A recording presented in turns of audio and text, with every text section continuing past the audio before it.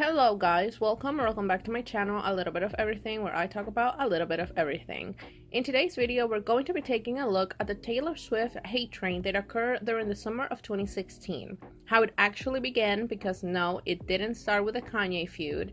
And we're going to see what exactly it is that were the things that people were saying about Taylor at the time. I feel like because of how chaotic it all was, the drama that made everything blow out, and how Taylor and Swifties have been able to take control over the narrative over time. Everything that people said about Taylor during that time has been slapped with the hate and misogyny labels, and this hasn't allowed for any actual critical conversation about any of these topics that people were criticizing Taylor on at the time to happen. So a lot of the valid criticism that people were giving her has just been dismissed. And lastly, we're going to be discussing if the hate train is coming back, because I've seen a lot of criticism of Taylor start to once again gain momentum, especially after the release of Red TV. So, is the hate train coming back, or is this simply criticism of things that people want Taylor to address? In this video, we will talk about all of that. Quick disclaimer, if you don't like to hear any even slightly negative opinion about Taylor, I think that it's best if you click out, because while I will defend her from the most stupid things that people said about her, I will be critical of some of her behavior. Anyways, make sure to like and subscribe, and let's get into it.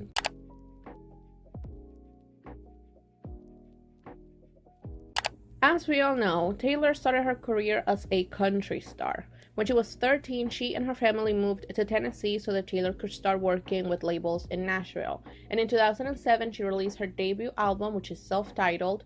Personally, one of my favorite albums from Taylor, and sadly one that is always overlooked by the fandom. But yeah, she released that album, and that album is the most country that she has ever been. Fake southern accent and all. She looks like what you would imagine a teenage country girl to look like. And despite this, Taylor was still getting criticized by people in the industry for not being country enough, or not being real country. I attribute this to two things. Firstly, Taylor herself and her fandom. Despite the fact that she looked and sounded like a country star, she wasn't the typical country star. She was not a 20-something-year-old hot guy singing about marrying his high school sweetheart. She wasn't a middle-aged man singing about his truck, God, and his family. And she was not a young woman talking about killing her husband because he cheated on her. She was a 15-year-old girl talking about her first love, her first heartbreak, feeling like an outsider at school, and things of that nature. And because of this, her main audience were other teenage girls that were going through similar things. And we all know how much society hates teenage girls and everything that they like. So it's not surprising that people were overly critical of someone that was in this demographic. The second thing is that Taylor's music was always influenced with pop and pop rock. So yes, she wasn't making pure country, but like nobody was and nobody is. Listen to the country radio stations or the country charts. 99% of those songs sound like low budget pop and rap songs. And despite that, Taylor's debut music is still more country than like 90% of country music today. So I think people were being nitpicky because of the demographic in which she fit. Now, in 2012, when Red was released, it's when this opinion became more mainstream, because while Fearless and Speak Now were each more pop and pop rock influenced than the previous, they were still pretty country to a degree, but Red really took a much bigger leap into pop and EDM than her previous albums. Yet, the album was still getting nominated in country categories at every award show, while simultaneously getting nominated in the pop category. And I guess you could say that an album can be multiple genres at the same time, and that is true. But I think personally Red should have just been nominated in the pop categories.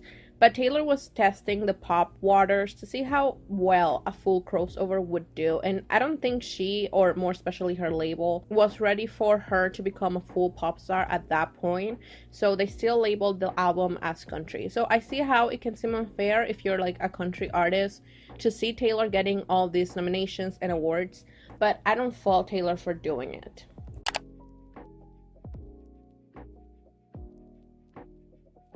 Taylor's songwriting up until recently was always characterized for being autobiographical, And when she started her career, this meant that she was talking about things that she was going through during her teens.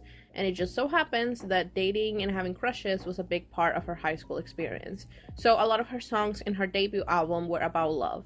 I actually think that all of the singles from her debut album were about boys that she had dated, if I'm not mistaken. So this was something that she talked about a lot, and I think that during the beginning of her career, people didn't mind it because these guys were not public figures.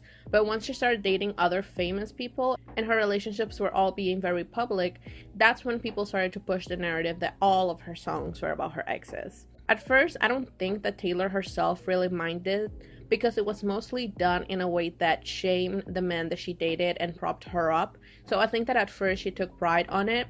During the Fearless tour, she even put it in the intro of Forever and Always, and especially during the Speak Now era, she's very proud of this reputation of, if you do me wrong, you will pay, because I will write a song about you and shame you in public. But in 2012, after the release of Red, and especially after she dated Harry Styles, the way that people perceived Taylor's writing about her exes changed drastically. I think that it was a mixture of people getting tired of the narrative that Taylor was always a victim, which is something that we will talk about later, and the fact that Red singles were advertised as being about Harry, which would make directioners try to defend him from the perceived attacks from Taylor. I think that all of this changed the way that people saw these songs from, oh my god, it's so cool that Taylor's calling out these people, these guys who treated her wrong, into, oh my god, Taylor is so annoying, all she does is talk about her exes. And this is when Taylor starts to get visibly annoyed by the narrative because A, people are talking shit about her, so why would she like that? And B, it was taken away from people talking about her talent and dismissing her. Now, what I'm about to say is highly unpopular, but please just hear me out. I think that in the last couple of years, Taylor and Swifties have whitewashed this narrative and erased the hand that they had at creating it and pushing it. Taylor, throughout her career, wrote multiple songs that aren't about anyone in particular or aren't even about love at all. And yet the songs that were being pushed, the songs that were made singles, the songs that she talked about the most in interviews, were all of the songs that were about someone. Also, Taylor had the whole secret message thing, which further pushed people to try and find out who these songs were about. Like I said earlier, she took pride in this narrative for a while. And as for Swifties, even today, it's literally impossible to talk about Taylor's music with them without them bringing up the whole love and breakup story behind it. Even now, with the re-releases, they are doing the same thing. The push song of Fearless, Taylor's version, revolved around Joe Jonas, and everybody made a big deal about Sophie Turner reacting to Mr. Perfectly Fine. And Red TV revolved around her relationship with Jake Gyllenhaal with the release of the 10-minute version of All Too Well and the Shore film. So I believe that saying that this narrative was only pushed by the media and it only came from misogyny is a lie and is a rewriting of the story and how it actually happened. Now, with that being said, I do think that this criticism has sexism behind it, obviously.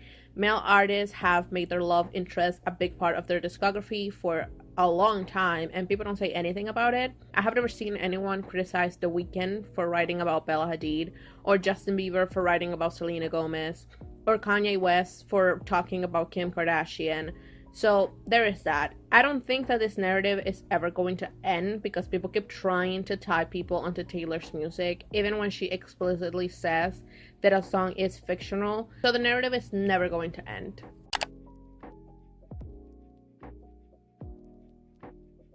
This one ties onto the previous one. After Taylor started to date famous men, and especially after she dated Harry, people started to say that Taylor was dating too much and that she couldn't keep a man and other stupid things like that. People also said that she couldn't keep a guy because she wrote about all of her exes. I made the math, and Taylor dated 6 guys in 5 years between 2008 and 2012. So she really didn't date that much. And even if she did, what's the big deal? Like, is she supposed to marry the first guy she meets? I don't get it. And I'm pretty sure that this narrative is the reason why she remained single during 2013 and 2014 and then dated Calvin Harris for 1 year. Because like I said, that was another thing that people said about her, that her relationships were too short and that she couldn't keep a man. So yeah, this is one of the most stupidest and definitely sexist things that people have said, not only about Taylor, but like just female artists in general, because apparently it's only male artists that are allowed to have 75 children with 75 women, but female artists cannot look in the general direction of more than two men because then they're sluts.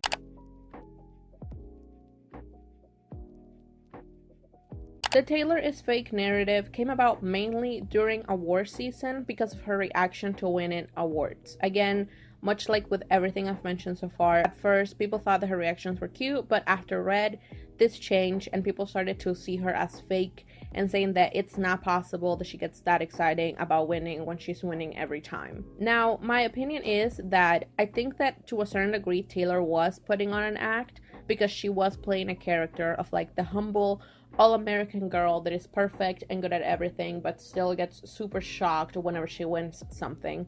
But at the same time, I think that that is actually Taylor's personality. Like, even when she was a child, she would get overly excited over everything. So I think it's a mixture of both. She was playing it up for the media, but she is also just that much of an excited person. Also, if you know Taylor, you know how important accolades and awards are for her.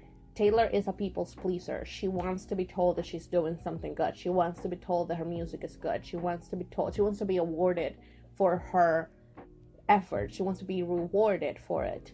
So it is not really surprising that she would react like that to winning awards, even if she's winning every single category. It makes perfect sense if you know anything about Taylor.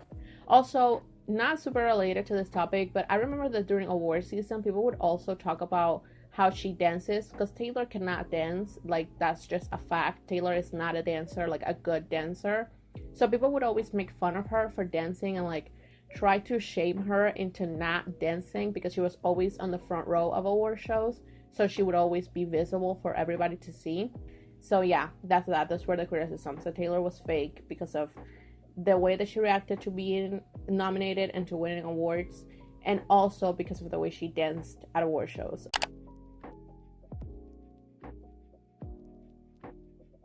This narrative started to spread during 2015 because capitalist Taylor really came into full effect during the 1989 era. So in 2015, Taylor removed all of her music from streaming services because she didn't think that the payment to artists was fair. She also trademarked some phrases. The ones that people were angry about were "play is gonna play," because this is a lyric from the song of the group 3LW, and "party like it's 1989" because that is very similar to the lyrics of 1999 by Prince. After doing this, she also took part in a crackdown of fan-made merch on Etsy by sending cease and desist letters. And I remember people also saying that Taylor and her team were taking down fan covers from YouTube. So, is Taylor greedy? Absolutely. Yes, she is. She's a capitalist. She wants more money than she's ever going to need. Taylor doesn't need $500 million or 2 jets or 5 houses. She has all of that because of greed. But is Taylor any more or less greedy than any other person in the music industry? No, she's no more greedy than any of the people on this screen who have more or less money than her. They're all one and the same. I think that the problem wasn't whether she was greedy or not. I think the problem was that people thought that she was fucking over her fans. In the last couple of years, Taylor, with the help of Swifties of course, have rebranded the greedy narrative into her being a girl boss. But I don't think that Taylor deserves any less criticism than any other male or female multimillionaire.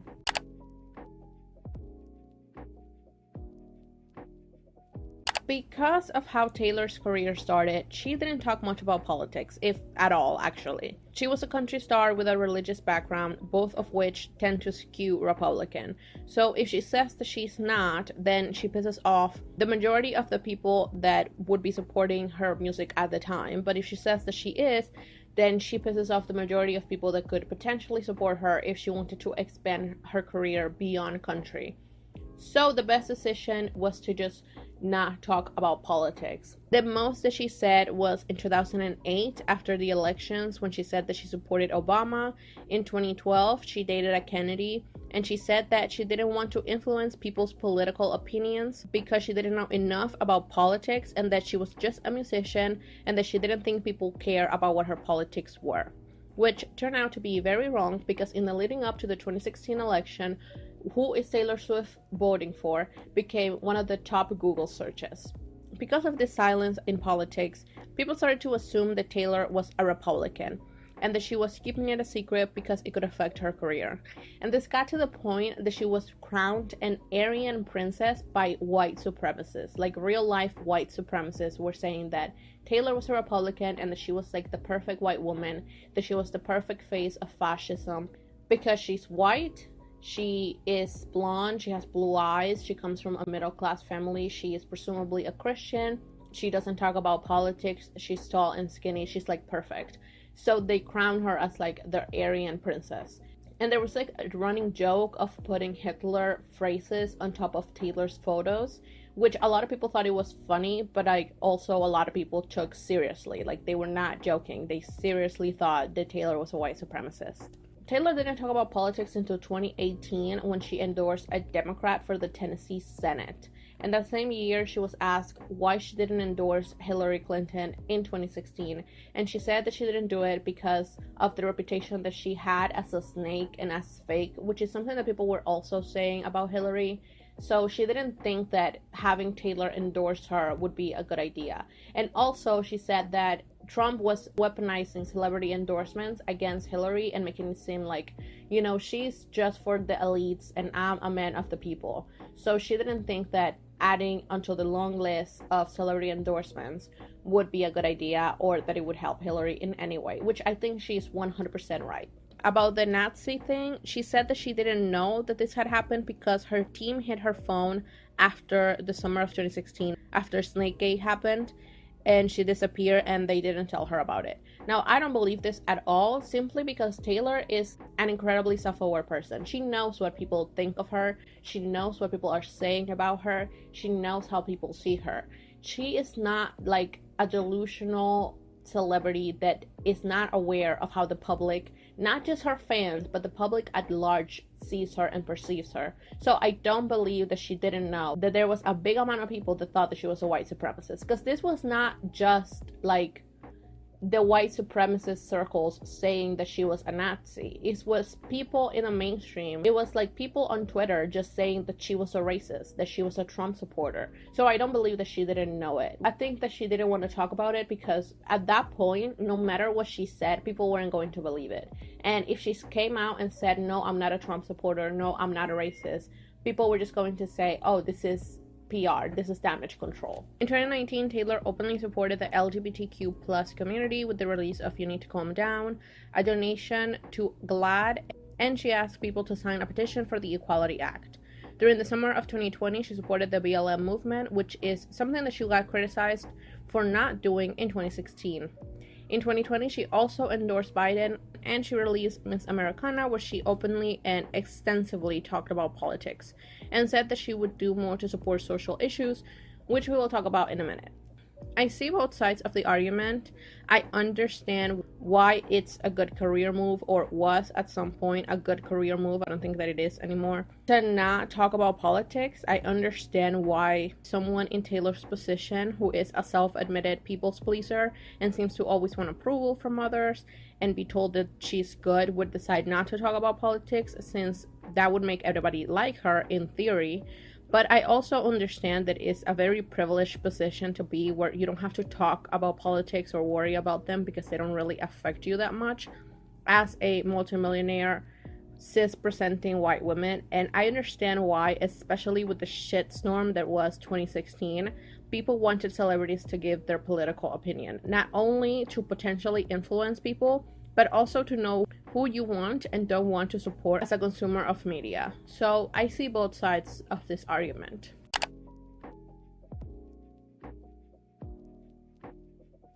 Tied to the previous point, Taylor has been called a racist for a long time. I would say racially insensitive is the better term, but that's just me. Starting off with the song Innocence, which is a song about Kanye and everything that happened at the BMAs, people think that the song is patronizing, and people also think that Taylor took advantage of the scary black man, fragile white woman stereotype in order to garner sympathy all throughout her feud with Kanye. She also got criticized for cultural appropriation during the 1989 era. First, in the Shake It Off music video, there is a part when she's wearing quote-unquote urban clothing and twerking, because the theme of the video is showing different types of dancing, So she chose twerking, which people didn't like, especially after the whole mess that was Miley Cyrus's banger era. People were tired of white women hypersexualizing black women and black culture. That same year, Taylor got criticized for the video of Wildest Dreams because the video is set in 1950s Africa and features a total of 0 black people in it. So people said that she was showing an idealistic view of colonized Africa, but she allegedly donated money to the African Park Foundations. Another criticism in regards to both of these videos is that the people who responded to this criticism was not Taylor or her team. It was actually the directors of the music video. So people were really upset that Taylor wasn't, showing face and responding to the criticism that people had of her work, and instead letting other people do the dirty work for her. That same year, she had a mini feud with Nicki Minaj after the latter called out the VMAs for not nominating Anaconda and only celebrating women that looked a certain way. Taylor took it personally, but she later apologized while not ever discussing what Nicki's point really was.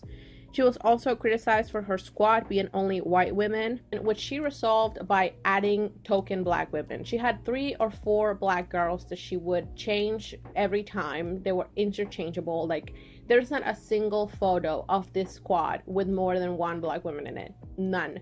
And it didn't seem like she was really close to any of those girls. Again, it seemed like they were only in the squad because Taylor needed to not be accused of being a racist, and she wanted the squad to look more diverse. So people criticized her for that too. In 2016, she got criticized for not showing support for Black Lives Matter, especially after Selena Gomez tweeted this. Like I said earlier, she was being praised as an Aryan princess, and she didn't say anything about it until years later, so people just assumed that she must not be super angry about it. In 2019, she got accused of copying Beyonce's Coachella performance during her BBMA performance, and in 2020, she got accused of ripping off a small Black-owned brand for her merch, for which she apologized and changed the merch. I think all of these criticisms are valid. I don't have much to say about it. I think that Taylor has been racially insensitive multiple times throughout her career, but I wouldn't call her a racist. I know that, talking about this with Swifties is a hustle. It really is. Being a black Swiftie sometimes is like the fucking worst because people just refuse to listen to you. People refuse to listen to the real criticisms that you have of Taylor in regards to race, and they just dismiss you. Being a black Swiftie sometimes is the worst, I swear.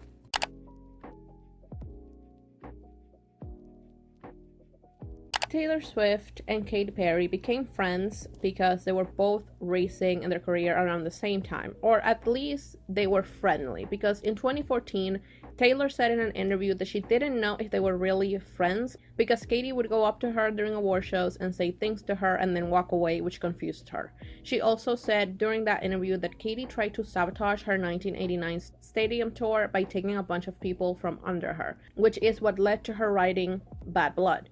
Now, at the time, people didn't really know that Taylor was talking about Katy, but then Katy basically confirmed that it was her. During Taylor's back and forth with Nicki, Taylor told her that she shouldn't pit women against each other, something that I and Katy found very ironic given that she was being nominated for Bad Blood.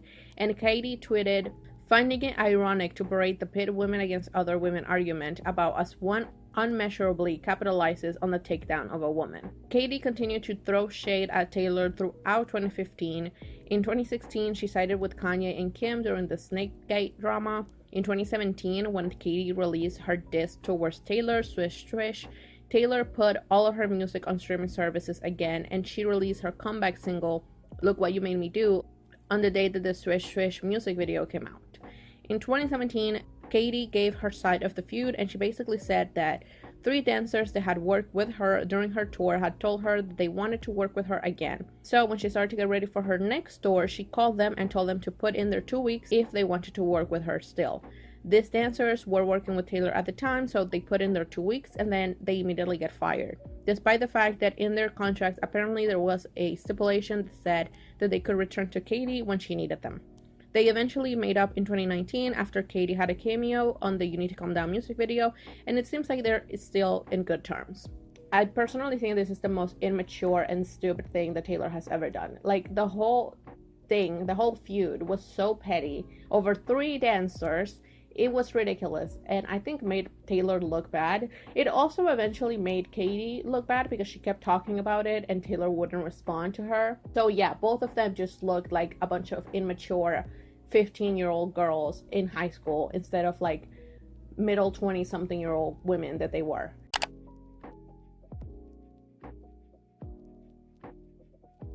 During the 1989 era, a big part of it was the fact that Taylor was moving to New York, that she was not dating anybody, and she was just going to be living up her best life with her friends. And at this point, her friendship became very, very, very mainstream. Like, it became a huge part of her brand. And it wasn't really the first time that Taylor had quote-unquote squads. Like, she had a squad when she was in country music, and she had a squad during the Red era as well.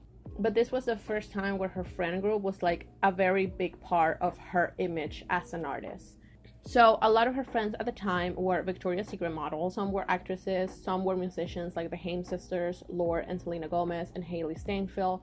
But a big bulk of these girls she was constantly seen with were Victoria's Secret models. And they would do things that you would do with a friend, like they would show up to events together, they would walk red carpets together, they hanged out a lot, like to parties, even though apparently they never hanged out when Taylor wasn't there, so that's definitely something. But you know, they would do typical things that you would do with your friends, you know, post photos of it on Instagram. It was fine, whatever. But Taylor started to get criticized for a few things. First of all, like I mentioned earlier, the lack of diversity in the squad. Another thing that she was getting criticized for is for promoting a certain type of beauty standard, you know, because most of them were models. They also got criticized for the Bad Blood music video. People thought that they weren't really friends, that Taylor only hanged out with them because they were rich and famous, but not more rich and famous than her, so she was still like the leader of the pack. And people saw them as like a cult or a clique of mean girls that wouldn't let anybody that wasn't skinny, tall, and white in unless they were forced to do so.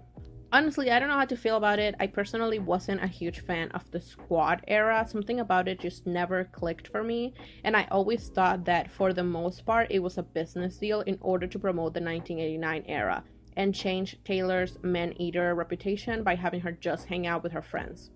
Of course, Taylor is still friends with some of the squad, but I would say most of them stopped being seen with her completely after the summer of 2016. And during Reputation era until now, it seems that her friend group is completely different, which makes sense since her life has changed a lot since then. But I don't know. Let me know what you think about this.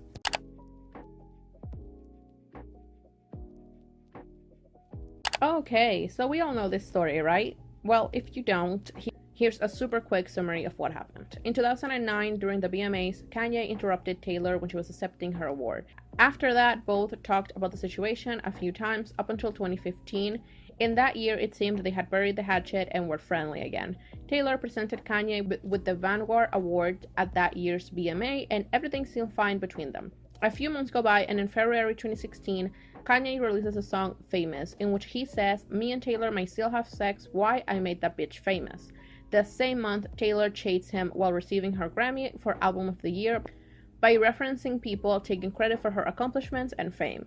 And her team released a statement saying that Kanye didn't call Taylor to ask for permission, but to ask her to promote the song, and that Taylor wasn't made aware of the "I made that bitch famous" line. This is the most important part of everything that happened in 2016, so keep it in mind. So, in June 2016, Kim Kardashian, during an interview, says that Taylor is playing the victim, that she did know about the song and about the lyrics because Kanye called her to seek her approval, and that she had agreed to it. To which Taylor's team responded by saying that Taylor never heard the song because Kanye never played it for her, and thus she never approved it, that Taylor has never denied that the phone call happened, that he never told her that he was going to call her a bitch, and once again says that Kanye called her not to ask for approval, but to ask her to promote the song.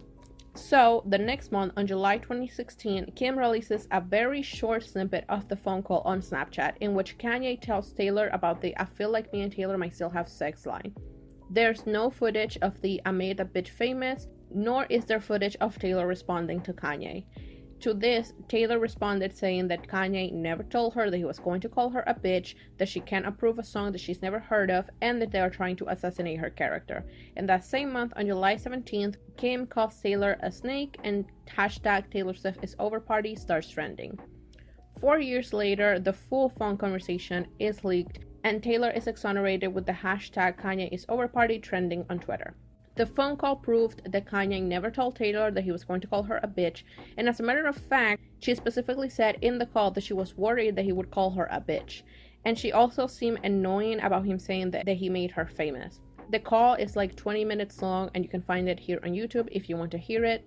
It also proves that Kanye didn't call her to ask for permission, but to ask her to promote the song on Twitter.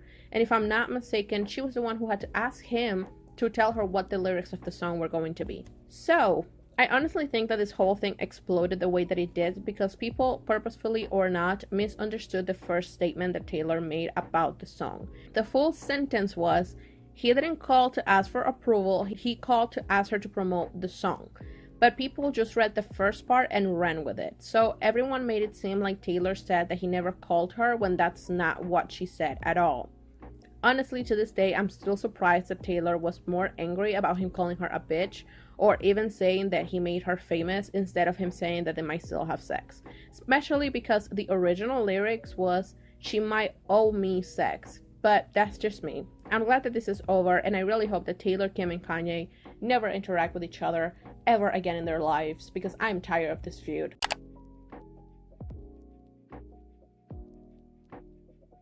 This criticism ties into everything that we have talked about during the video, and of course this opinion was most expressed after everything that happened with Kanye.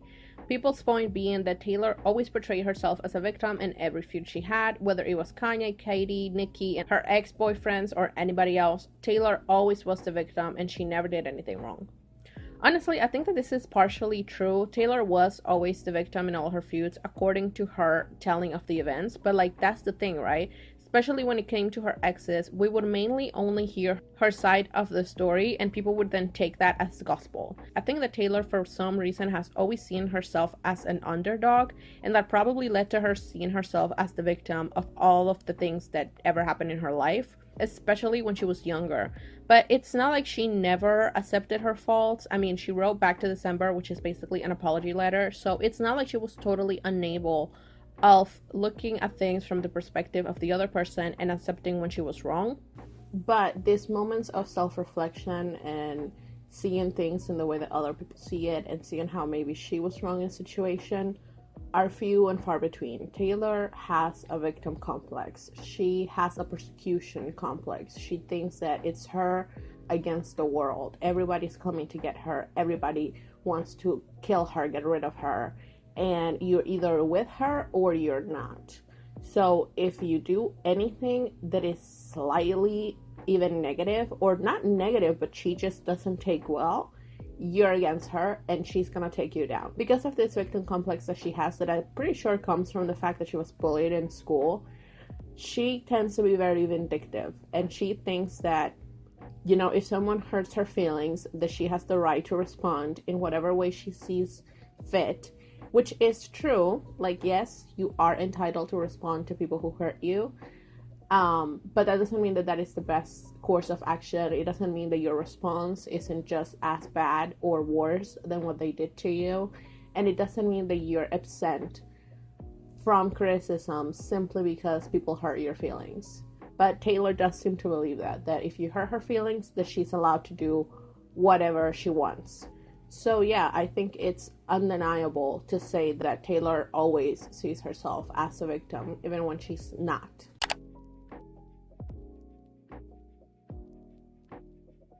Okay, so Taylor's activism is and will probably always be my biggest criticism of Taylor. So the reason why she gets criticized are two.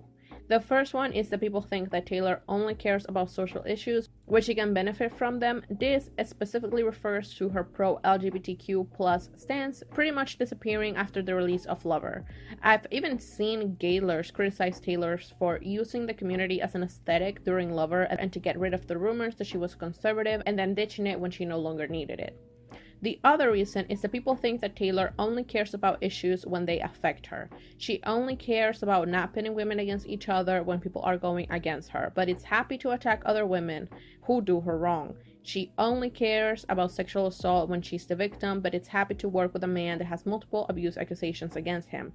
including one from his black trans niece. She claims to be against bullying and has talked about how Snakegate affected her, and yet she has allowed her fans to cyberbully the people that she doesn't like and has never told them to back off.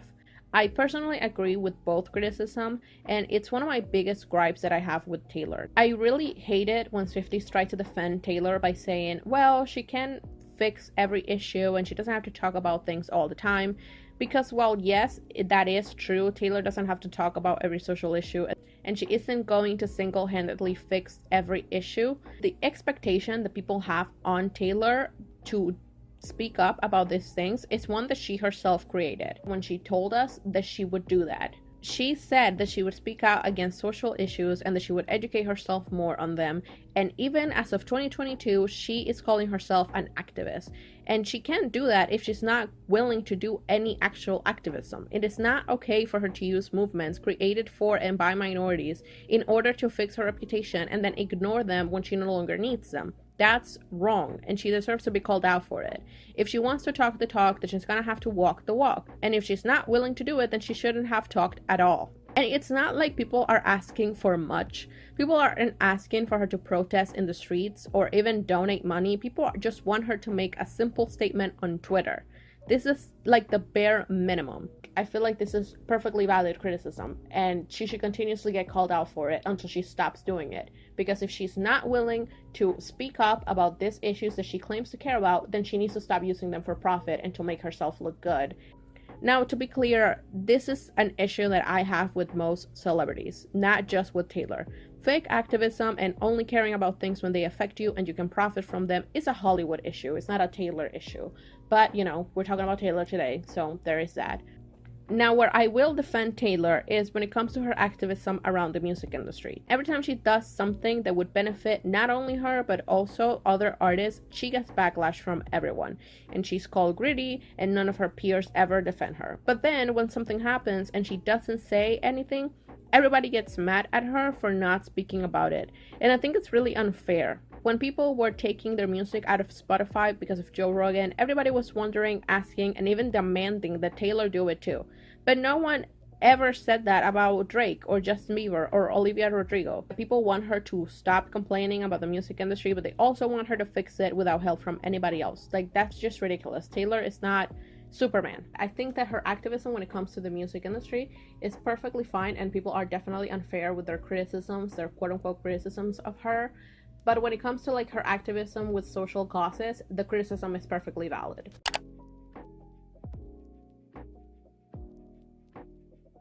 This is the last thing that we will talk about in this video. This is a very recent thing that people have brought up since the release of All Too Well 10-minute version short film, and that alongside the previous point has made Swifties wonder if the hate train is coming back. So, we know that Taylor has a history of dating guys that are older than her. She dated John Mayer when she was 19 and he was 32. She dated Jake Gyllenhaal when she was 20 and he was 29. She dated Calvin Harris when she was 26 and he was 32.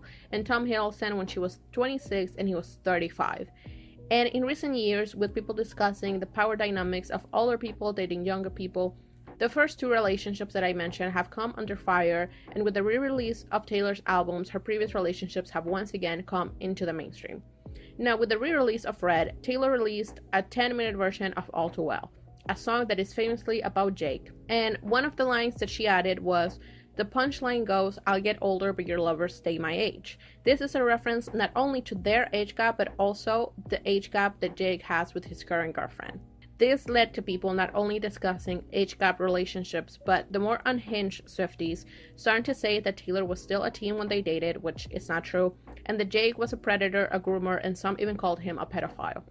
And this has led to people who were annoyed with the harassment that Jake, his girlfriend, his sister, and even his dog received from Swifties, and they started to look into Taylor's relationships, and they discovered that Taylor has actually dated teenagers while she was an adult. First, she dated Taylor Lautner when she was 20 and he was 17. Then she dated Connor Kennedy when she was 23 and he was 17. And lastly, she dated Harry Styles when he was 18 and she was 23.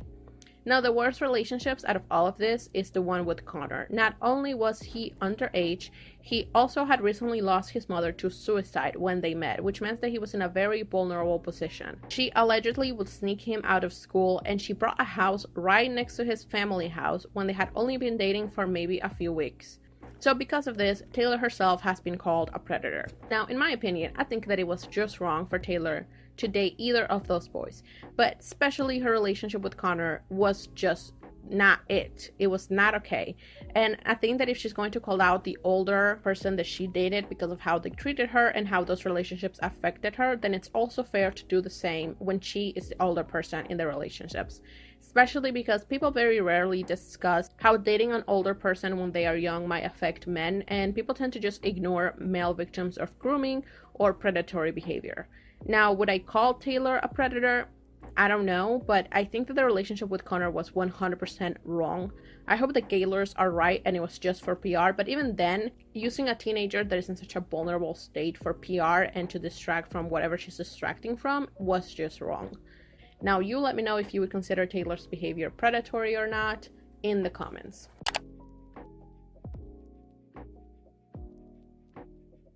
As you can see, unlike what many people think, the hate train didn't start in 2016 or even 2015, it started in 2012, and it exploded with Snakegate. I would say that after she dated Harry, or while she was dating it's when people started to hate her and criticize her more, and that became mainstream. Like, negative opinions of Taylor became mainstream. Now, do I think that it's coming back? Not really. The two main things that people called her out for recently were the activism and the dating younger guys, and I think that those are valid things to criticize, and I don't think that it's fair to call them hate. I think that Speak Now Taylor's version is really what's going to determine whether the hate train comes back or not, because A, if she pushes Dear John as the lead single, people are going to start saying that all she does is talk about her exes again. And B, I doubt that John Mayer is going to be as graceful as Jake Gyllenhaal was when he discussed Red TV and Swifty's behavior towards him. So I think that that re-release is what will tell us if Taylor gets a second hate train or not, which I don't really think that it will happen. I think that people will continue to give criticisms about her, and I'm sure more, unvalid criticism will come up and be more loud, but I don't see mainstream media turning on her like they did from 2012 until 2015, and I think that Swifties as a fandom are bigger and stronger than ever, but I guess only time will tell. Anyways, that was all for today's video. Make sure to like and subscribe. Let me know what you think of this in the comments, and I'll see you in the next one. Bye!